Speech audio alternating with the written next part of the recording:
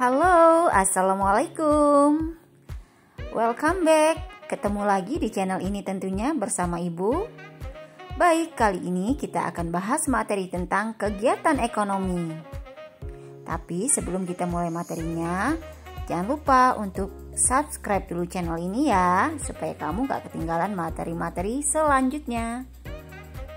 Yuk, langsung aja kita mulai.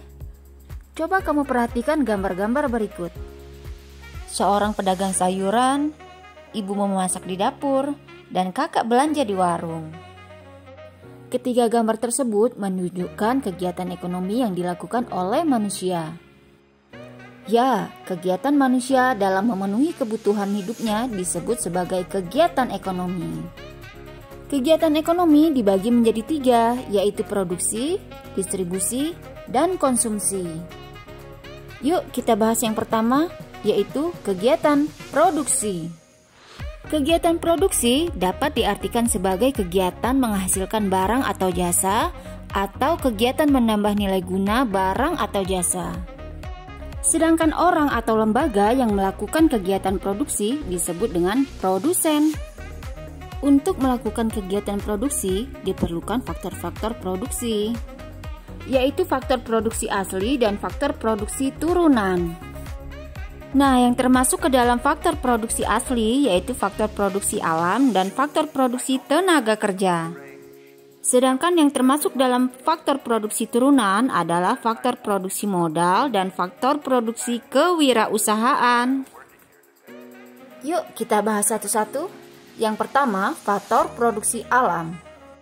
Faktor produksi alam adalah faktor produksi yang disediakan oleh alam sebagai bahan mentah atau bahan baku produksi.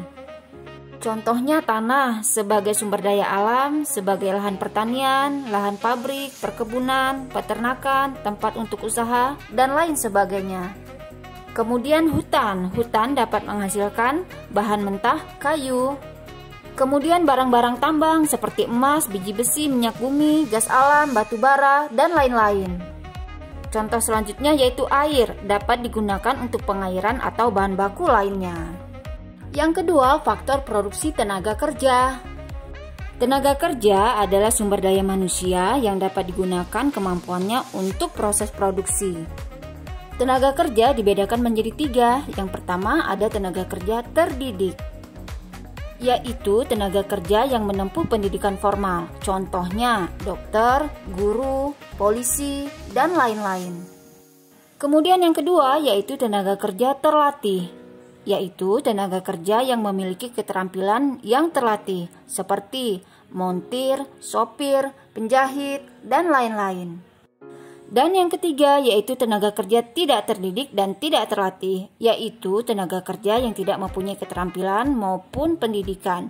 Contohnya tukang sapu, tukang sampah, kuli bangunan, tukang rongsok, dan lain-lain. Selanjutnya faktor produksi modal.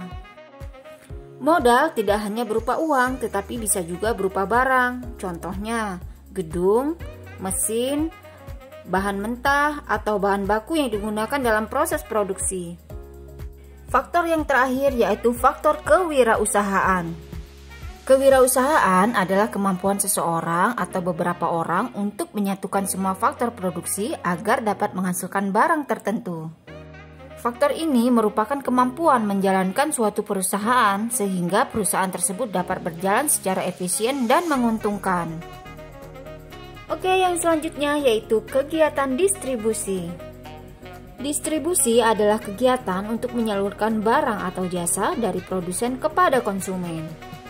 Sedangkan orang atau lembaga yang melaksanakan kegiatan distribusi disebut sebagai distributor. Ada beberapa tujuan distribusi, diantaranya yaitu yang pertama, menyalurkan barang dari produsen kepada konsumen. Kemudian yang kedua, agar hasil produksi lebih berguna bagi masyarakat. Yang ketiga, kebutuhan masyarakat akan barang dan jasa terpenuhi. Dan yang keempat, agar kontinuitas produksi terjamin. Terdapat tiga jenis distribusi.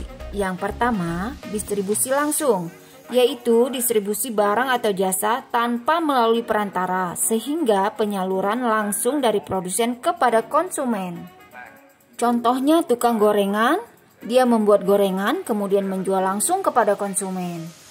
Kemudian yang kedua, distribusi semi langsung, yaitu sistem distribusi dari produsen kepada konsumen melalui pedagang perantara yang merupakan bagian dari produsen. Contohnya, pabrik tekstil menyalurkan kainnya melalui penyalur khusus. Kemudian distribusi yang ketiga yaitu distribusi tidak langsung, yaitu sistem distribusi dari produsen kepada konsumen melalui agen, grosir, pedagang kecil yang bertindak sebagai pedagang perantara. Contohnya pedagang koran eceran. Baik, yang selanjutnya yaitu kegiatan konsumsi. Kegiatan konsumsi adalah kegiatan memakai, menggunakan, atau menghabiskan kegunaan setiap barang baik secara berangsur-angsur maupun sekaligus habis. Contoh barang yang berangsur-angsur yaitu buku pelajaran, sepeda, seragam, dan lain-lain. Sedangkan barang yang langsung habis misalnya makanan dan minuman. Sedangkan orang atau lembaga yang melakukan kegiatan konsumsi disebut sebagai konsumen. Di dalam ilmu ekonomi, pelaku konsumsi dapat dikelompokkan menjadi 3. Yang pertama, rumah tangga keluarga. Kemudian yang kedua, rumah tangga perusahaan. Dan yang ketiga, rumah tangga negara. Kita bahas yang pertama yaitu rumah tangga keluarga. Keluarga merupakan sekumpulan orang yang tinggal dalam satu rumah sebagai unit terkecil dalam suatu masyarakat. Keluarga merupakan kelompok yang sering melakukan kegiatan konsumsi. Tingkat konsumsi suatu keluarga dapat berbeda dengan keluarga lainnya. Perbedaan ini dipengaruhi faktor pendapatan, jumlah anggota keluarga, gaya hidup, latar belakang pendidikan, atau lingkungan tempat tinggal. Misalnya, satu keluarga yang hanya terdiri dari 3 orang, pasti jumlah konsumsinya lebih sedikit bukan dari jumlah keluarga yang memiliki anggota 6 orang. Berikutnya yaitu rumah tangga perusahaan. Perusahaan merupakan tempat berlangsungnya proses produksi. Nah, pada saat memproduksi barang, perusahaan ini memerlukan bahan baku, tenaga kerja, dan modal. Jadi, dalam melakukan kegiatan produksi, perusahaan juga melakukan konsumsi, bukan? Yang terakhir yaitu rumah tangga negara. Sama seperti perusahaan, negara juga bertindak sebagai produsen sekaligus sebagai konsumen. Konsumsi negara bertujuan untuk memenuhi atau melayani kebutuhan masyarakat. Misalnya, untuk memenuhi kekurangan bahan pangan bagi masyarakatnya, negara atau pemerintah mengimpor bahan pangan dari luar negeri. Oke, itu tadi materi kita tentang kegiatan ekonomi. Terima kasih sudah menyimak, semoga bermanfaat. Assalamualaikum.